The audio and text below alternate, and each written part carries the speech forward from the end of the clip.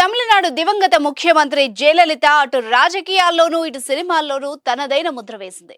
తమిళనాడు ముఖ్యమంత్రిగా పనిచేసిన ఈమెకు లెక్కకు మించి ఆస్తులున్నాయన్న విషయం అందరికీ తెలిసిందే. ఆమె మరణించిన సమయంలో ఎన్నో ఆస్తుల వివరాలు, బ్యాంక్ బ్యాలెన్స్ గురించి చర్చకొచ్చింది.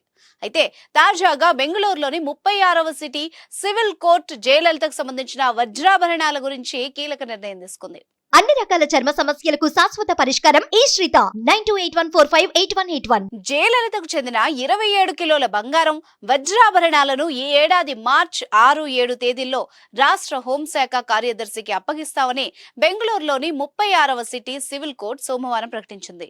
అవినీతి కేసులో జయలలిత దోషిగా తేలి 4 ఏళ్ల జైలు శిక్ష అనుభవించిన దాదాపు 10 ఏళ్ల తర్వాత, ఆమె మరణించిన 7 ఏళ్ల తర్వాత ఈ నిర్ణయం తీసుకోవడం గమనార్హం. జయలలిత చిరాస్తులు, స్థిరాస్తుల్ని వేలం వేయడం ప్రత్యేక కోర్టు ప్రస్తుత విచారణలో ఉంది. ఆభరణాలను వేలం వేసిన తర్వాత కోర్టు ఆమె స్థిరాస్తుల్ని వేలానికి తీసుకురానుంది.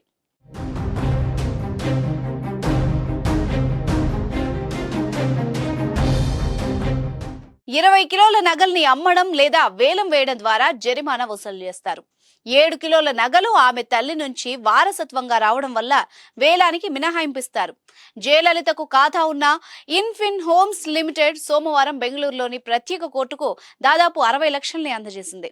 తాను గతంలో ఆదేశించిన విధంగా రాష్ట్ర హోంశాఖ కార్యదర్శి, vigilance and anti corruption directorate inspector general Bengaluru కోర్టుకొచ్చి బంగారం, వజ్రాభరణాలు స్వీకరించాలని తమిళనాడు ప్రభుత్వం ఫిబ్రవరి 16న జీవో జారీ చేసింది. ఈ కోర్టు నుంచి నగలు సేకరించడానికి అధికారులు ఒక ఫోటోగ్రాఫర్, వీడియోగ్రాఫర్, అవసరమైన భద్రతతో 6 పెద్ద ట్రక్కుల్ని తీసుకురావాలని న్యాయమూర్తి చెప్పారు. నగల్ని తమిళనాడు రాష్ట్రానికి అప్పగించేందుకు ఆ 2 రోజుల్లో స్థానిక పోలీసులతో అవసరమైన భద్రతా ఏర్పాట్లు చేయాలని సిటీ సివిల్ కోర్టు రిజిస్ట్రార్ను ఆదేశించింది.